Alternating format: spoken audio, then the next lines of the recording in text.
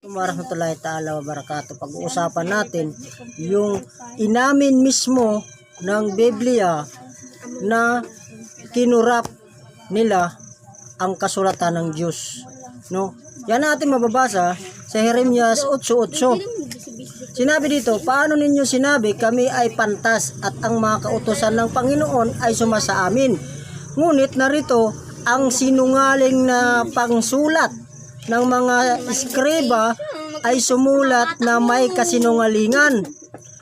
Narito kanilang itinakwil ang salita ng Panginoon. Ibig sabihin, mayroon na silang tinanggal na mga salita.